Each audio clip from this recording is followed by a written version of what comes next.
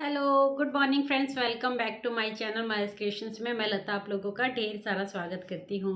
तो फ्रेंड्स, आज है संडे और सैटरडे में कल तो वीडियो गई थी, बट संडे में कोई वीडियो नहीं जानी होती है। तो इस वजह से मुझे मार्केट भी जाना था। मुझे ये था कि मार्केट से कुछ कुछ सामान मुझे लेकर आना था, स्टिचिंग से रिलेटेड ही, और अपने लिए एक साड़ी भी खरीदनी थी। मैं साड़ी पूरी आपको अभी नहीं दिखाऊंगी क्योंकि वो मैंने एक फंक्शन के लिए ली है, तो आने वाले वीडियोस में मेरी दिख ही जाएगी तो साड़ी। बट हाँ, उसका ब्लाउज़ ज़रूर से आप लोगों को दिखाती हूँ मैं, और ब्लाउज़ आप लोगों के साथ शेयर भी करूँगी, क्योंकि अगर आपके पास भी इस तरीके के ब्लाउज़ आते हैं और आपको समझ में नहीं आता कि आपको किस तरीके से उनको कट करना है या फिर किस तरीके से उनको स्टिच करना है, किस तरीके से उनकी लेंथ बढ़ानी है, वो टिप्स एंड ट्रिक्स मैं जब उस ब्लाउज़ की कटिंग करूँगी ना, तब आप लोगों को शेयर ज़रूर से करूँगी। तो चलिए फ्रेंड्स, एक एक करके मैं आप लोगों को दिखाती हूँ कि आज मैंने स्टिचिंग की क्या शॉपिंग। अच्छा, साड़ी मैं कल सैटरडे को जाकर लेकर आई थी, एक दिन में एक ही काम हो पाया वो, तो मैं साड़ी लेकर आई बस। बट जिस तरीके की मैंने सोची थी, जो मेरे मन में थी, उस टाइप की साड़ी मुझे मिल गई। तो इस तरीके से कुछ साड़ी है, और ये उसका ब्लाउज़ है जो फ्रंट का मैंने कट किया है अभी। और इसकी लेंथ काफ़ी कम है, मतलब अगर ये फ्रंट का इस तरीके से आएगा ना, ये देखिए, अगर ये इस तरीके से आएगा तो इसकी लेंथ काफ़ी कम है। बाकी मैं आप लोगों को इंची टिप से नाप कर जब इसको कटिंग करूँगी ना, तब दिखाऊंगी ज़रूर से। तो ये इस तरीके की कुछ साड़ी है, और ये स्लीव्स है। इस स्लीव्स के साथ भी ये देखिए, मतलब ये लोग ना क्या करते हैं, कपड़ा काफ़ी वेस्ट कर देते हैं। अब ये डिज़ाइन यहाँ भी तो कर सकते थे ना, बट नहीं, कपड़ा ये पता नहीं किस तरीके से देते हैं। तो कई बार हमें ना कस्टमर के जब सिलने होते हैं तो हमें डर लगता है, और समझ में नहीं आता कि किस तरीके से हम इस तरीके को, मतलब इस तरीके का जब काम होता है उसको मैनेज करें। तो इसका जब भी मैं कट करूँगी ना, तो मैं आप लोगों के साथ ज़रूर शेयर करूँगी, बट अभी नहीं कट कर रही हूँ। और क्या क्या लिया मैंने, मुझे ताकि जाकर मैं एक एक करके ये ख़रीद लाती हूँ। तो ये अस्तर लेकर आई। अच्छा, मैं इस वाले अस्तर की बात कर रही थी, ये थोड़ा मोटा होता है फैब्रिक, और ये हमारे यहाँ पर ना 30 रुपये मीटर मिलता है। तो ये थोड़ा खड़ा खड़ा रहता है, बट अच्छा है, इसमें मतलब कोई प्रॉब्लम नहीं आती है। आराम से ये कुर्ती वगैरह पे भी यूज़ हो जाता है। जब मुझे नहीं मिलता, 40 रुपीज़ वाला आता है एक, वो नहीं मिलता, तो फिर मैं इसी को यूज़ कर लेती हूँ। बट ये मैंने अपने ही किसी एक ड्रेस पर, मतलब अपनी नहीं, अपनी अपनी बेटी की कस्टमाइज़ कर रही हूँ ड्रेस, वो भी वीडियो आप लोगों के साथ शेयर करूँगी। तो उसके लिए मुझे ज़रूरी अर्जेंट में चाहिए था ये वाला, क्योंकि मेरा काम रुका हुआ है इसकी वजह से। तो ये कस्टमर का बनना है, स्कर्ट बननी है, उसके लिए ये फॉल मेरी साड़ी की।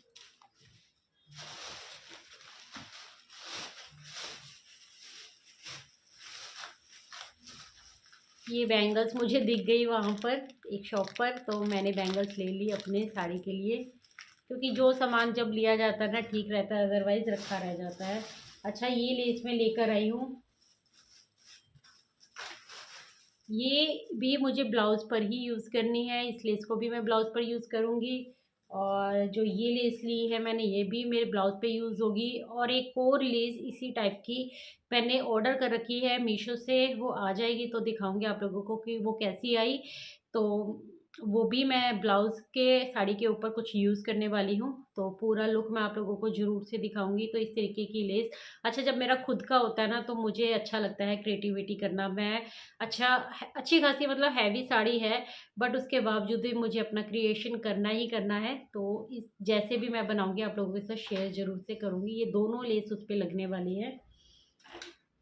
ये मैंने कुछ ऐसे पर्ल्स, ये हमारे काम आ जाते हैं मोस्टली लटकन वगैरह बनाने के लिए, तो ब्लाउज़ पे लटकन भी बनेंगे।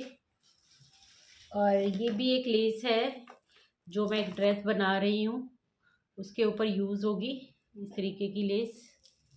ये लेस वैसे भी आजकल बहुत ज़्यादा ट्रेंड में है, और हमारे पास रखी भी होनी चाहिए। अगर हम होम बुटीक चला रहे हैं ना, तो हमारे पास ये रखी होनी चाहिए, क्योंकि कस्टमर आजकल लहंगा वगैरह हो गया, सूट वगैरह पे भी, मतलब हर एक ड्रेस पे ही ये आजकल काम आ रही है, ये ट्रेंड में है।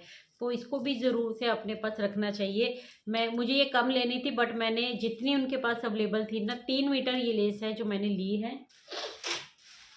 और बस इतनी ही आज यही लिया मैंने। बाकी खाना पीना खाकर बाहर से ही हम आ गए घर पर। अभी शाम हो गई है।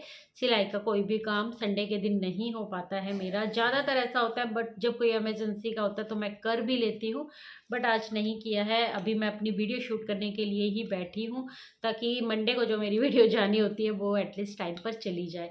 चलिए आज मतलब सिलाई का तो मैं कुछ नहीं कर रही हूँ, बट आगे हम वीडियो स्टार्ट करते हैं और कुछ मोटे मोटे पॉइंट्स हैं जो मैंने नोट डाउन करके रखे हैं, उनके ऊपर बात करते हैं। एक बात बताना भूल गई, ये फैब्रिक भी मैंने अपने ब्लाउज के ऊपर लगाने के लिए लिया है। अच्छा आप ये देखिए, इस इनर में इस इनर में और इस कपड़े में बहुत फ़र्क है। तो इस तरीके का थोड़ा मोटा फैब्रिक हमें चाहिए होता है जब हम नेट का कोई कपड़ा यूज़ करते हैं। नेट की मतलब जब हम, क्योंकि ये साड़ी है जो ब्लाउज़ है मैंने अभी आपको दिखाया, ये नेट में ही है ना, सॉरी, ये देखिए ये नेट में है। तो इस तरीके की लाइनिंग हम यूज़ नहीं कर सकते हैं, तो हमें अच्छी वाली लाइनिंग लगानी होती है, और या फिर डबल अस्तर का भी यूज़ करना होता है। बाकी कस्टमर की बता सकते हैं आप, जैसे भी आपको यूज़ करना हो। तो मैंने ये इसके ऊपर लिया है ये, तो इसमें थोड़ी शाइनिंग भी होती है कपड़े में।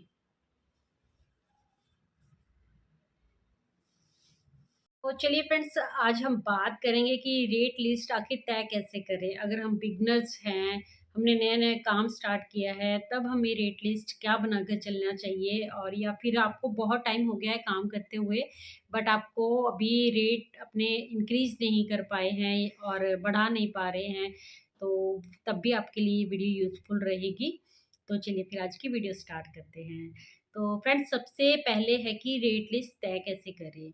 तो रेट लिस्ट हमें अपने आसपास के बुटीक्स के अकॉर्डिंग देखनी भी चाहिए, और अगर आप नहीं सर्च कर सकते अपने आसपास, तो आप नॉर्मली जो होता है ना कि हमारे यहाँ पर किस तरीके से सिलाई है दी जाती है, आप अपने आसपास के लोगों से पूछ सकते हो, है ना। आपने खुद भी अगर पहले कभी सिलाई करवाई हो तो भी आपको पता होता है कि आप किस तरीके से है जो रेट लिस्ट रख सकते हो।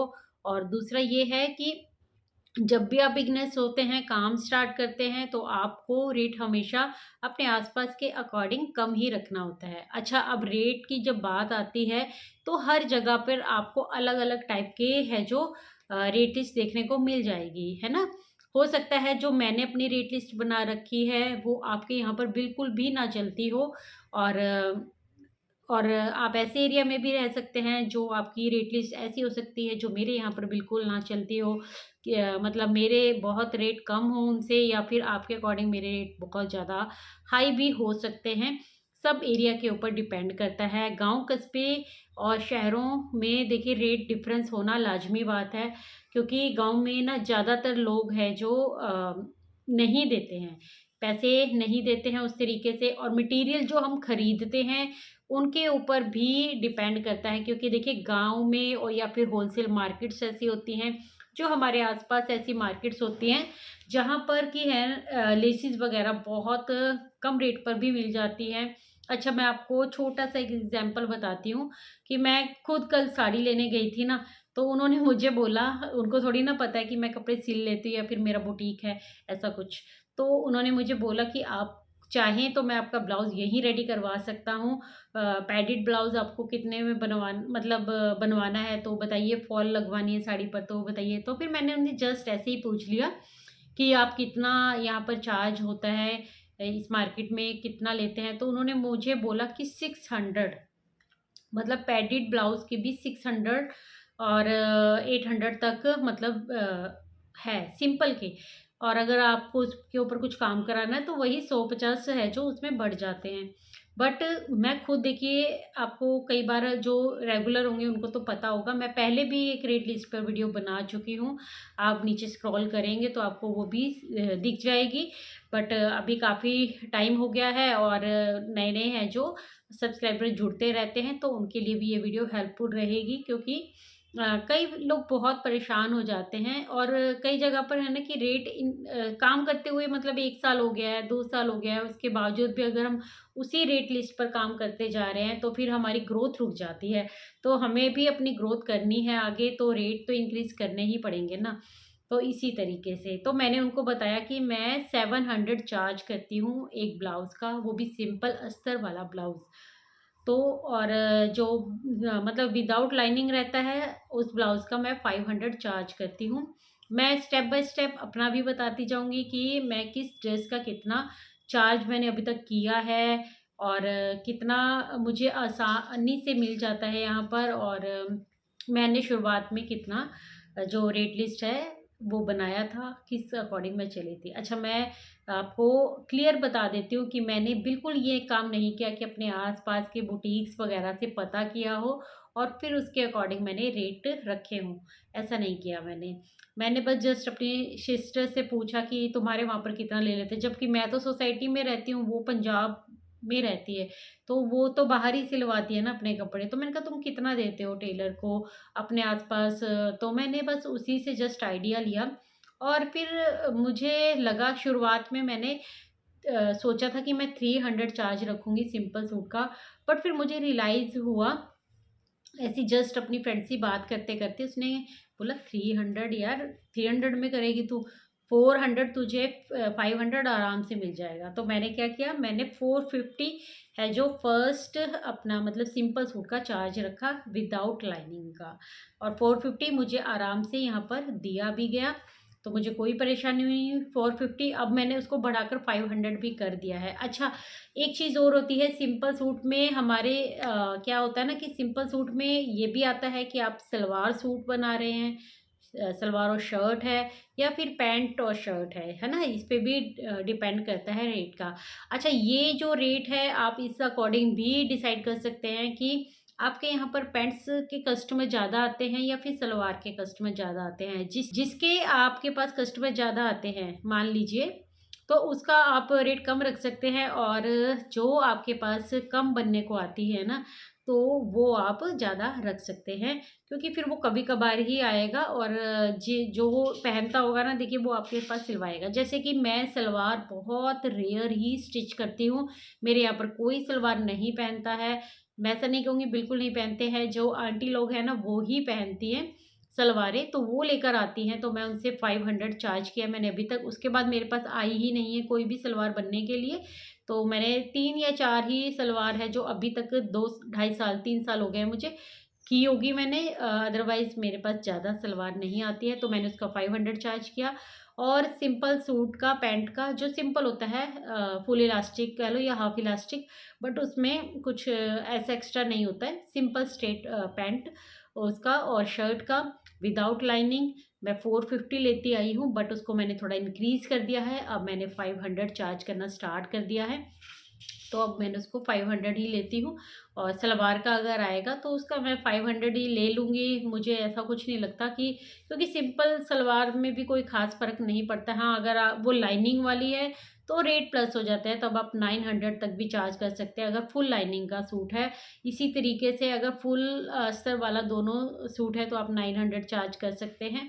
और बाकी आपके एरिया पे ज़रूर से ये बात डिपेंड करती है कि आपको लोग कितना है जो वो देना पसंद करेंगे, क्योंकि अगर ऑप्शंस बहुत ज़्यादा हैं ना, तो भी आपको रेट कम करने पड़ते हैं। अगर ऑप्शंस आपके पास कम हैं, मतलब इतने बुटीक्स नहीं हैं, जल्दी से टेलर नहीं मिलते हैं जैसा कि मेरे यहाँ पर है, तो फिर थोड़ा मनचाहे रेट भी हम बना लेते हैं, ऐसा पॉसिबल होता है।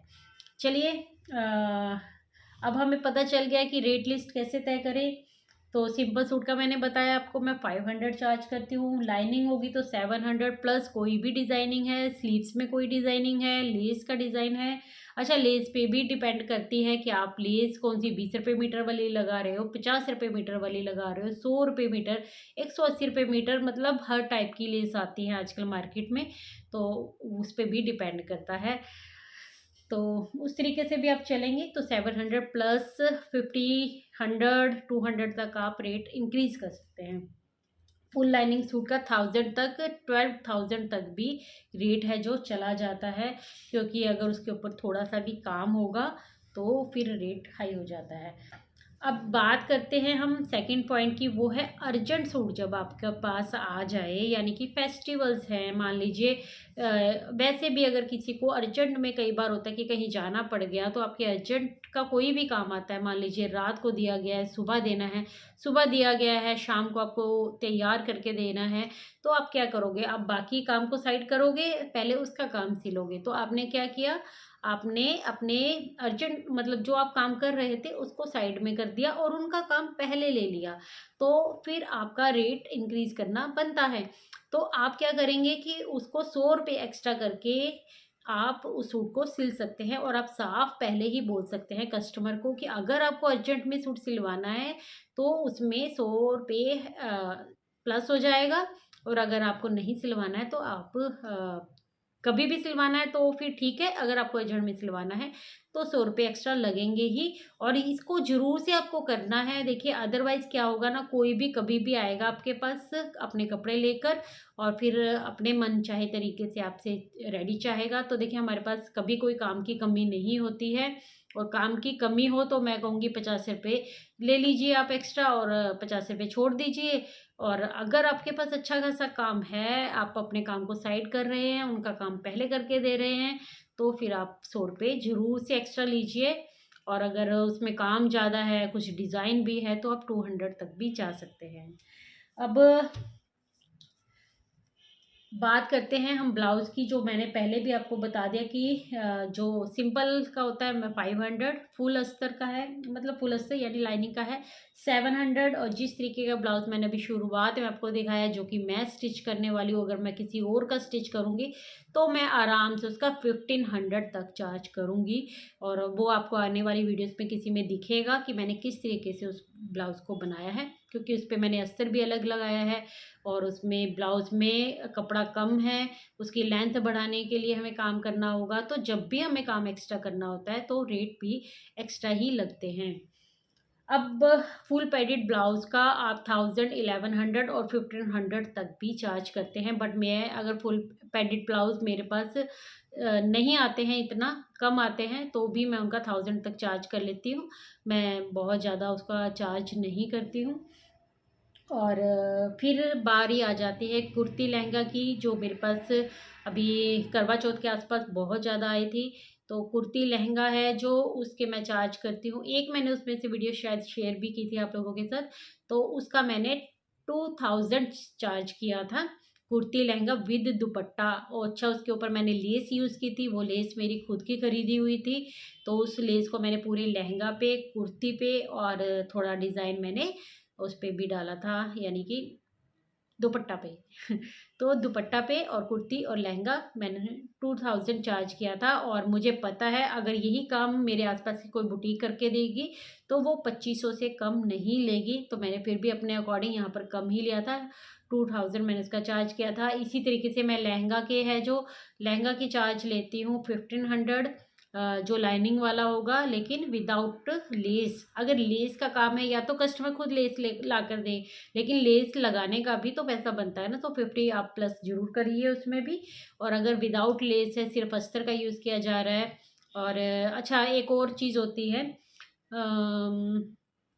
जो गाउन और लहंगा में हम यूज़ करते हैं नीचे की बुकरम पेस्टिंग है ना, जो उसको वजन देने के लिए मतलब फिनिशिंग देने के लिए भी यूज़ की जाती है, तो भी आप 100 रुपये एक्स्ट्रा चार्ज करके चल सकते हैं, वो भी ज़रूर से ऐड कीजिए।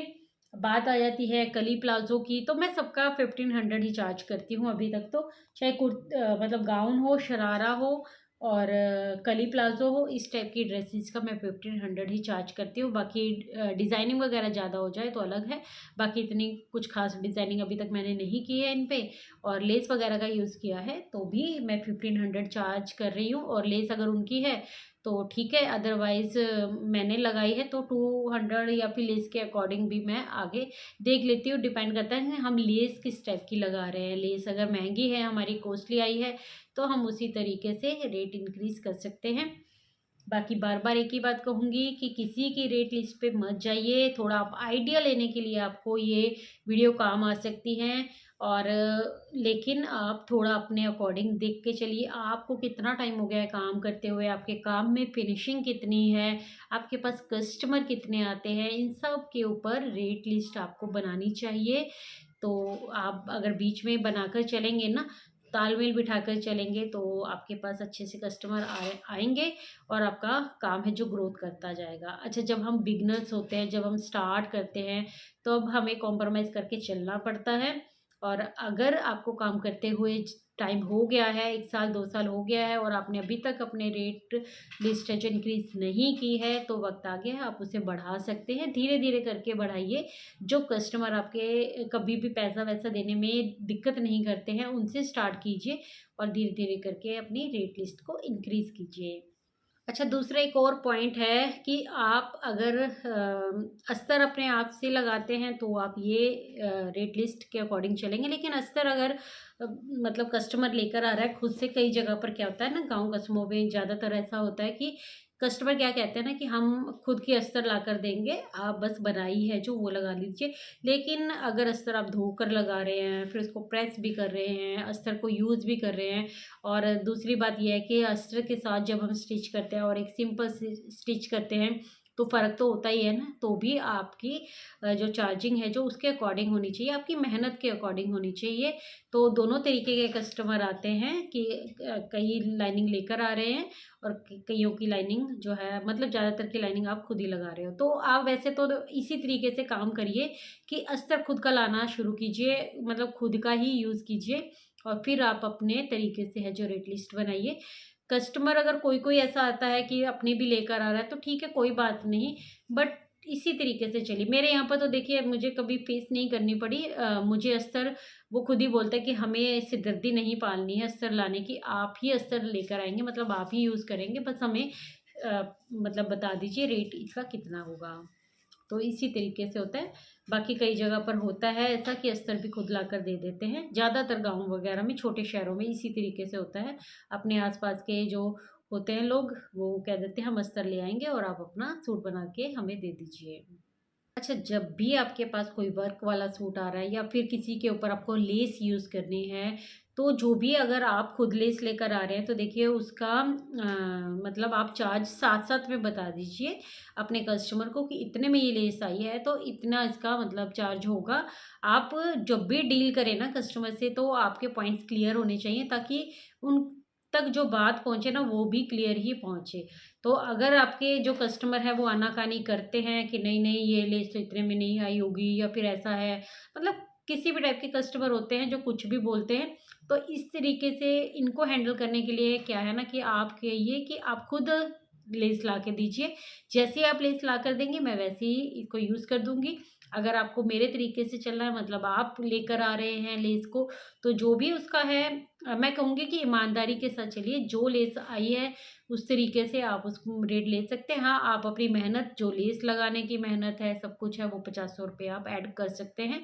बट क्लियर ही कस्टमर को बोल के चलिए, ताकि कोई दिक्कत ना आए आपको। बहस वगैरह जब चीज़ों में हो जाती है ना, या फिर कई कस्टमर से आर्गुमेंट्स करने पड़ते हैं, या फिर खुद कस्टमर आकर आर्गुमेंट्स करते हैं, तो फिर ऐसा काम करने में मज़ा नहीं आता। अपना मेंटल पीस हमेशा बना के रखिए, क्योंकि ये बहुत ज़्यादा ज़रूरी है जब हम कोई काम करते हैं ना। अगर हमारा मेंटल पीस मतलब वैनिश होने लगता है ना, उड़ने लगता है, तो फिर हमें ना दिक्कत होने लगती है, मज़ा नहीं आता है काम करने में। मैं पर्सनली अपनी बात बता रही हूँ कि मेरे लिए सबसे इम्पोर्टेंट है अपना मेंटल पीस। तो मैं अपने कस्टमर के साथ उसी तरीके से डील करती हूँ, ताकि मेरा मेंटल पीस हमेशा बना रहे, मुझे ज़्यादा मतलब परेशानी ना आए काम करने में। अब अगला पॉइंट हम ये क्लियर करते हैं कि अगर मान लीजिए आपके पास सिर्फ कुर्ती आ रही है सिलने के लिए, या फिर सिर्फ आपके पास पैंट आ रही है सिलने के लिए, तो आप कैसे करेंगे। तो मतलब रेट किस तरीके से फिक्स करेंगे। तो आप जितना भी चार्ज करते हैं, मान लीजिए आप 500 चार्ज करते हैं, तो आप कुर्ती के लीजिए 250, है ना। और अगर आप लाइनिंग के साथ है तो देखिए वो हो गया ना, एक्स्ट्रा हो गया। और अगर विदाउट लाइनिंग है तो फिर 500 है तो 250, उसी तरीके से आप रेट बना सकते हैं। कई बार हमारे पास दुपट्टे भी आते हैं जिन पे लेस लगानी होती है, साड़ी भी आती है जिनके ऊपर लेस लगानी होती है। तो वही अगेन कि कस्टमर खुद लेकर आ रहा है तो उसी अकॉर्डिंग अगर आप खुद से अपने पास से लगा रहे हैं तो बस उनको डिज़ाइन भेजिए, उनको रेट भी बताइए कि इतना इतना इसका चार्ज है, ये लेस है। तो जैसा भी होगा आप उस तरीके से रेट बता सकते हैं। मतलब जो आपने रेट बनाया है उसका आप हाफ कर दीजिए, चाहे आपके पास ये आ रही है, कुर्ती आ रही है या फिर पैंट आ रही है। अच्छा, मैं सिर्फ अगर साड़ी के ऊपर लेस लगा रही हूँ तो मैं 100 रुपये चार्ज करती हूँ, अगर उन्होंने मुझे लेस लाकर दी है तो। और अगर दुपट्टा पे है सेम, मैंने दुपट्टा पे नहीं, मेरे पास ना 2-3 बार ही ऐसा हुआ है अभी तक कि साड़ी के ऊपर मैंने लेस लगाई हो। तो साड़ी के ऊपर लेस लगाई है जब मैंने लिया 150, और जब दुपट्टे के ऊपर लेस लगाई है तो मैंने लिया 100, जबकि लेस उनकी थी सिर्फ लगाने लगाने का मैंने ये चार्ज किया है। अच्छा, चलते चलते ये भी बता देती हूँ कि ऑल्ट्रेशन का अगर आप साथ में काम करते हैं, कई होते हैं जो टेलर नहीं करते हैं ऑल्ट्रेशन का, मैं ऑल्ट्रेशन का पहले किया करती थी, अब मैंने बहुत कम कर दिया है। मेरे पास काम होता है ना तो मैं ऑल्ट्रेशन का बिल्कुल नहीं पकड़ती हूँ, तो मैं मना कर देती हूँ अभी। तो पहले मैं किया करती थी, तो मैं ऑल्ट्रेशन का 50 चार्ज करती थी। और जो मतलब साइड से हमें सिलाई लगानी, मतलब कि लूज़ है हमें फिट करना है तो 50, और अगर उधेड़ कर सिलाई करनी है हमें, मतलब पहले सिलाई को निकालना है, ये आर्म होल्स है इनको करना है ठीक, मतलब पूरी फिटिंग है या चाक की तरफ से भी है, तो वो हो जाता है ना कि हमें पूरी सिलाई निकाल के देनी है, तो फिर मैं 80 लेती थी उसका। बट अभी मैंने पूरे 5-6 महीने हो गए मैंने ऑल्ट्रेशन का काम नहीं पकड़ा है। अगर मेरा कोई बिल्कुल ऐसा कस्टमर है जो मुझसे काम हमेशा करवाता रहता है ना तो मैं उसी के लेती हूँ। अभी मैंने 2 ब्लाउज़ पकड़े हैं, मुझे याद आ गया मैंने अभी 2 ब्लाउज़ पकड़े हैं, उसके ऊपर मुझे सिलाई लगानी है सिर्फ, मतलब कोई तामझाम नहीं है उधेड़ने वाला। वो मैंने इसीलिए ले ली क्योंकि वो रेडी टू वियर बनने के लिए साड़ी आई हैं। तो वो जो लेडीज़ हैं वो मेरी फ्रेंड भी हैं, और वो अपनी बेटी की फेयरवेल के लिए उन साड़ियों को रेडी करवाना चाहती थी। तो इसीलिए बेटी की साड़ी करवानी थी तो फिटिंग करवाना था बस उनको, और कुछ नहीं। तो और जो साड़ी है वो मुझे रेडी टू वियर बनानी है। तो रेडी टू वियर साड़ी के बारे में भी मैं पहले भी बता चुकी हूँ वीडियो में, उसका मैं 500 चार्ज करती हूँ। उसको मैंने अभी तक कुछ और इंक्रीज़ नहीं किया, 500 से स्टार्ट किया था, 500 ही रखा हुआ है अभी मैंने, और मुझे लगता है कि ठीक है इतना, आई थिंक ठीक है। बाकी आप लोगों के यहाँ कैसे-कैसे रेट लिस्ट हैं, आप कैसे लेते हैं? कितनी दिक्कत आती है आपको अपने कस्टमर के साथ डील करने में रेट्स को लेकर, या फिर कोई दिक्कत नहीं आती है, आप इससे हाई भी लेते हैं? तो प्लीज़ से कमेंट करके मुझे ज़रूर से बताइएगा। और मेरी रेट लिस्ट आप लोगों को कैसी लगी ये भी बिल्कुल बताना मत भूलिएगा, मुझे ज़रूर से बताइएगा कि क्या मैंने अपनी रेट लिस्ट है जो सही बना रखी है, कम है या फिर हाई है या फिर ठीक-ठीक है। तो ज़रूर से अपना भी मुझे कमेंट करके बताइएगा, अपनी बात भी रखिएगा। और चलिए फ्रेंड्स, फिर इस वीडियो का एंड हम यहीं पर कर देते हैं। मैं मिलती हूँ आपसे अपनी नेक्स्ट वीडियो में, यानी कल की वीडियो में। तब तक के लिए take care, bye bye, thanks for watching guys.